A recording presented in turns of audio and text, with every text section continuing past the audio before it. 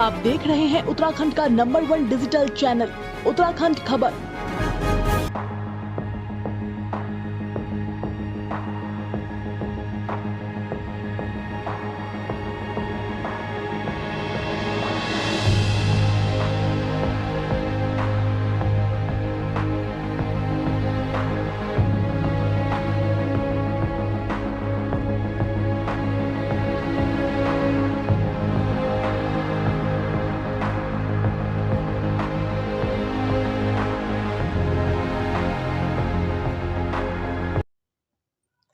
नमस्कार, उत्तराखंड खबर में आपका स्वागत है। मैं प्रियंका रावत और आज हमारे साथ अनिरुद्ध काला जी मौजूद हैं। आइए इन्हीं से जानते हैं कि इनकी कैसी तैयारियां चल रही है और आगे के इनके क्या प्लान्स हैं। पहले तो बहुत बहुत स्वागत है सर आपका उत्तराखंड खबर में। Thank you Priyanka ji. Sir आपकी तैयारियां कैसे चल रही है विधानसभा के? तैयारियां बहुत अच्छी चल रही हैं, लोगों का बहुत अच्छा प्रेम और बहुत साथ मिल रहा है और लोग समझ रहे हैं कि उत्तराखंड क्रांति दल जो कि इस राज्य का मूलभूत दल, जिसने इस राज्य को बनाने में इतना बड़ा योगदान दिया, शहादतें दी, तो बहुत अच्छा समर्थन मिल रहा है। लोग मिल रहे हैं, बुला रहे हैं, कई जगह हम जा रहे हैं, कई जगह लोग हमें बुला रहे हैं, तो उत्तराखंड क्रांति दल को बहुत अच्छा समर्थन लोगों द्वारा मिल रहा है। जी, क्या प्लान्स करें आपने आगे के, कैसे मतलब आप करेंगे, लोगों के बीच जा रहे हो, क्या क्या देखने को मिल रहा है आपको? देखिए, हमने प्लान एज सच हम, क्योंकि देखिए राष्ट्रीय दलों जितना बजट फ्रेंडली प्लान तो हम लोग नहीं कर सकते, लेकिन हम लोग अपने जो लोग हैं उनके बीच जा कर के इस बात को समझा रहे हैं कि उत्तराखंड जो जिस लिए हमने बनाया था, जिस कल्पना के साथ हमने बनाया था, वो नहीं हो पा रहा है, तो उसका क्या कारण है।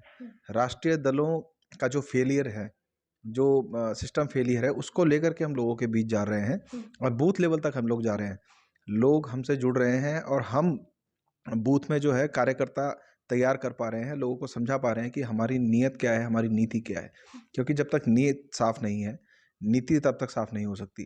तो हम साफ नीयत और साफ नीति के साथ लोगों के बीच जा रहे हैं और बूथ बूथ तक इस बात को हम जोड़ रहे हैं और बूथ और यूथ, ये दोनों के दोनों हम साथ में लेके चल रहे हैं।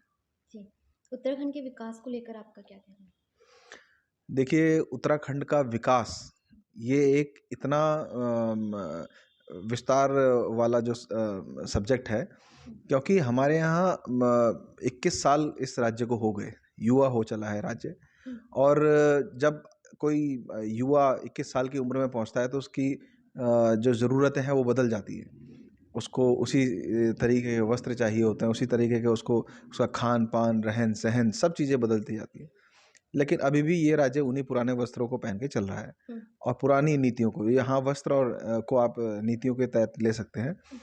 तो विकास तो हमें तो कहीं ऐसा कोई स्पेसिफिक विकास नहीं दिख रहा है, क्योंकि पहाड़ों में पलायन आज भी जस जस का तस है। जब हम उत्तर प्रदेश के एक साथ हुआ करते थे, तो कम से कम पहाड़ों में ये था कि अपने गाँव में बसावट थी, लोग वहाँ पे बसे होते थे। उनके कारण थे, ठीक है, सुविधाएँ उस समय भी नहीं थी बहुत ज़्यादा, लेकिन लोग अपने स्थानों पे बने हुए थे और अपने खेती-बाड़ी जो भी उनके साथ पास संसाधन थे, उनके साथ वहाँ रह रहे थे। लेकिन उत्तराखंड बनने के बाद एक ऐसी होड़ मची कि पहाड़ से कई गाँव तो भूतिया हो गए। उनको घोस्ट विलेजेस का नाम दे दिया गया। गाँवों में लोग जो ना रहने का कारण क्या है कि अंधाधुंध जमीन माफिया, भूमाफिया, शहरों में प्लॉटिंग के नाम पे जंगल के जंगल साफ कर दिए। आप देहरादून का ही एक उदाहरण ले लीजिए, हालांकि पूरे तराई क्षेत्र की, उधम सिंह नगर, हर जगह यही हालत है, लेकिन आप देहरादून का अगर देखेंगे तो जंगलों का यहाँ पर बुरी तरह से मतलब गलत तरीके से उनको काटा गया, बढ़ाया गया, प्लॉटिंग करी गई। उस कमर्शलाइजेशन में कहीं न कहीं रोजगार की तलाश में, स्वास्थ्य सुविधाओं की तलाश में, जो कि नहीं मिल पाई वहाँ पहाड़ों में, लोग यहाँ आए, शहरों में बसे और अपना घर कोई छोड़ना नहीं चाहता। अगर हमारी ये सुविधाएँ हमारे गाँव में मिल जाती, अच्छा स्वास्थ्य केंद्र वहाँ बन जाते, छोटी-मोटी इंडस्ट्री, बहुत बड़ी ना सही, पर कैटेगराइजेशन जो इंडस्ट्रीज़ का होता है वो कैटेगरीज़ में होता है, orange category, red category, green category. तो ग्रीन कैटेगरी की कम से कम इंडस्ट्रीज़ हम पहाड़ों तक पहुंचा सकते थे, जो कि हमने नहीं पहुंचाई। तो उनके पास जब खाने कमाने को नहीं है, उनके पास जब एक गर्भवती महिला एक बाँस की लकड़ी पर उसको नीचे उस गाँव से सड़क तक लाया जाता है, रास्ते में ही वो उस बच्चे को जन्म दे देती है, उसकी पीड़ा, उसका दर्द, ये समझना मतलब उस वो वही लोग समझ सकते हैं जो वहाँ रह रहे हैं। और हम उस ज़माने में जी रहे हैं जब अब हम हेली सर्विसेज की बात करते हैं, केदारनाथ और बद्रीनाथ यात्रा के लिए कमर्शियल सर्विसेज हम लोग दे देते हैं क्योंकि वहाँ कमर्शियलाइजेशन है, लेकिन इस पीड़ा को रिप्लेस करने के लिए आप हेली सर्विसेज नहीं दे पाते।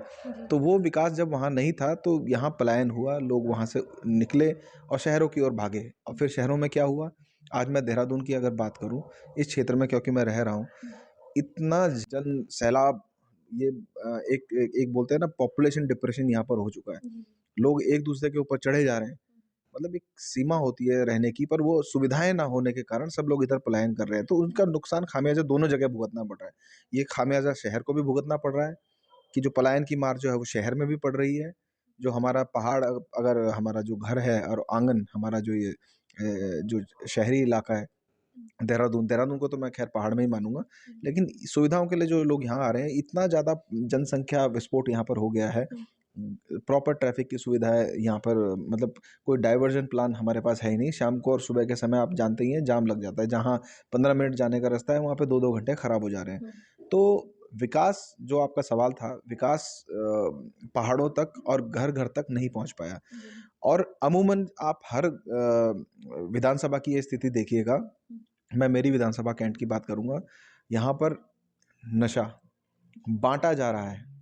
गली गली में युवाओं को नशे, ऐसे नशे जो कि मतलब आप ड्रग्स की कैटेगरी में उनको कहेंगे, बांटे जाते हैं। सब दुनिया इस बात को जानती है, क्यों उस पर नकेल नहीं कसी जा रही है। आप जो बेरोजगार होता हुआ युवा है, उसके लिए क्यों रोजगार के लिए आप यहाँ पर कोई इंडस्ट्री नहीं बसा पाए। कैंट में आप बताइए कितनी इंडस्ट्री है, कैंट में आप बताइए कितने डिग्री कॉलेजेस हैं। कैंट सरकारी डिग्री कॉलेज की मैं बात कर रहा हूँ, जो सरकार का, प्राइवेट तो बहुत सारे खोल सकते हैं, हमारे पूर्व विधायकों ने भी अपने कॉलेज खोले हैं बहुत। यहाँ पर प्रॉपर कोई स्वास्थ्य केंद्र हमारे यहाँ, स्वास्थ्य के अस्पताल जिसको आप कहेंगे, नहीं है। तो ये सब सुविधाएं जब हमारे युवा को, हमारी आने वाली पीढ़ी को नहीं मिलेगी, तो इस राज्य को बनाने की परिकल्पना ही बेकार थी। हम लोग ये किसी तरह से शहादतें देके इस राज्य को तो हम ले लिए, हम लोगों ने ले लिया है, लेकिन उसके अनुरूप उसको बना नहीं पाए। तो विकास का मुद्दा यहाँ गौण हो जाता है। जी। हमारे युवा बेरोजगार हैं, इतने लगातार धरने चल रहे हैं, आपने देखे होंगे, जी। इसको लेकर क्या कहेंगे आप? देखिए, जब सरकार की नीतियों के प्रति असंतुष्टि लोगों के बीच होती है, तो इस प्रकार के धरने आपको देखने को मिलते हैं। और ये पहली बार, मैं तो ऐतिहासिक कहूँगा इसको। आप जाकर के देखिएगा जहाँ भी धरना स्थल हैं, देखिए हर शहर में हर जगह तो धरना स्थल नहीं है, और आप देहरादून की बात करेंगे तो गांधी पार्क, परेड ग्राउंड, जहाँ पर भी आप जाएंगे आपको फार्मासिस्ट मिल जाएंगे धरना देते हुए, उनकी मांगे हैं नहीं सुनी जा रही हैं। आपको कनिष्ठ अभियंता मिल जाएंगे, जो जिनको आप जूनियर इंजीनियर संवर्ग है, वो सचिवालय कर्मी आपको धरने पे मिल जाएंगे। आपको पुलिस ग्रेड पे वाले धरने पे मिल जाएंगे। देखिए, हमारे यहाँ पुलिस का इतना महत्वपूर्ण रोल है। जब आपदा आई थी तो यही उत्तराखंड पुलिस थी जिसने वो उन लाशों को, उन कंकालों को ऊपर से नीचे लाने का काम किया था, लोगों को बचाने का काम किया था, अपनी जान हथेली में डाल करके। तो उनको आप एक कुशल श्रमिक की श्रेणी में ही नहीं लेके आ पाए। कुशल श्रमिक की श्रेणी में, ये तो विशेष राज्य, विशेष परिस्थिति है भौगोलिक हमारी, तो कुशल श्रमिक की श्रेणी में हम लेकर नहीं आ पाए, और 4600 का जो अधिकार बनता है ग्रेड पे का, वो नहीं दे पाए। तो वो भी धरने पर बैठे हुए हैं। और आप अलग अलग संवर्गों में देखिएगा कि आप बीटीसी वालों, उनको बीएड वालों को देखिएगा, आप चाहे जो ग्रेजुएट, पोस्ट ग्रेजुएट, हर संवर्ग का आदमी इस समय धरने पर बैठा हुआ है कि सरकार को क्यों हमारी याद नहीं आई इन 4.5 सालों में। आज एक होड़ सी लगी पड़ी है जियो जारी करने की, हम इतने पद निकाल रहे हैं। परसों भी अभी मैं पढ़ रहा था कहीं पे, आरक्षी के पद निकाल दिए गए। क्या छलावा है, आचार संहिता लगने को है, आपने एडवर्टाइजमेंट निकाल दिया कि आप पेपर करा पाएंगे, उसका रिजल्ट निकाल पाएंगे, उन लोगों को अंदर कर पाएंगे। नई सरकार आएगी, नई सरकार आके अपनी नीति पे चलेगी, तो वो तो जी पुरानी सरकारों ने आदेश निकाले थे, हमें तो अपना बजट देख के चलना है। तो इसको तो हम लोगों ने एक धरना प्रदेश बनाकर ही छोड़ दिया है।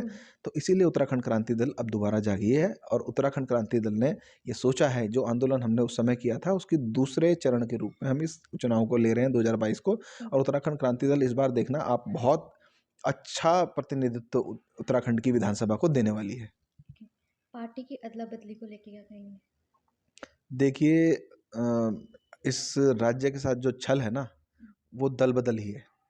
हमारे यहाँ देखो, हमारी कुछ लोगों ने हमारे ऊपर कभी कभी ऐसे आरोप कर दिए कि आपने ऐसा किया, आपने वैसा किया। अरे मैंने कहा भैया, हो सकता है हमसे एक बार गलती हुई थी, आप तो रोज करते हो ये, आप तो आज बोलते हो जी हमने इनके 6 लोग हमारे संपर्क में हैं, हम इनको अपने पार्टी में लेने वाले हैं।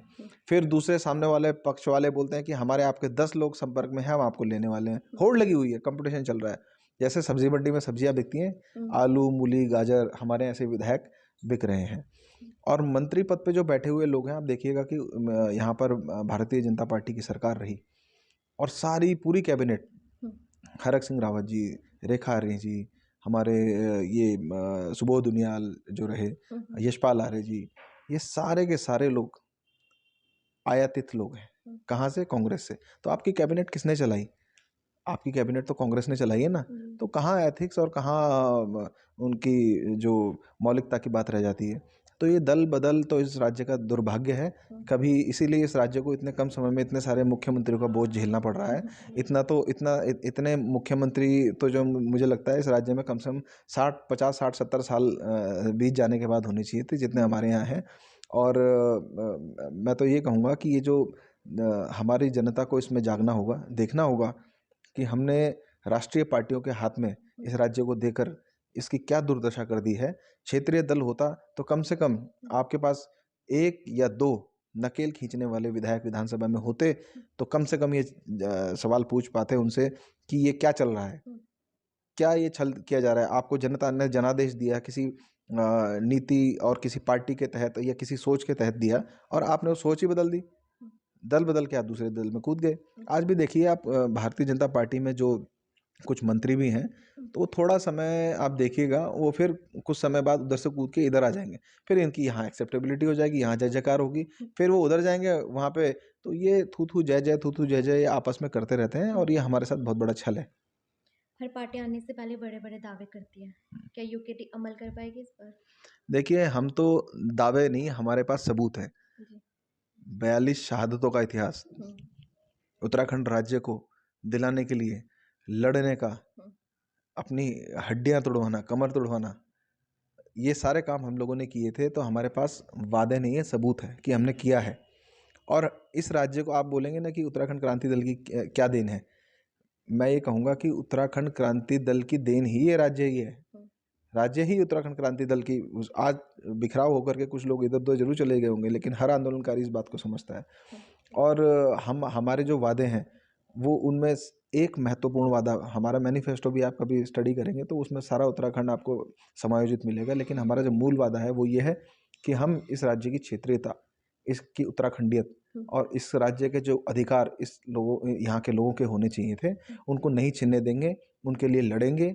देखिए सरकारें आएंगी जाएंगी, काम करेंगी, काम नीतियों के तहत होगा, काम संविधान के तहत होगा। संविधान के तहत जो हमारे मूलभूत अधिकार हैं वो उसको लेने से कोई रोक नहीं सकता, किसी की भी सरकार, पर उसको दिलवाना ये जिम्मेदारी जनप्रतिनिधि की होती है। और जनप्रतिनिधि अगर आपके क्षेत्रीय दल उत्तराखंड क्रांति दल के रहेंगे, और इस बार तो बहुत अच्छे शिक्षित और बहुत अच्छे युवा इसमें जुड़ रहे हैं। मैं भी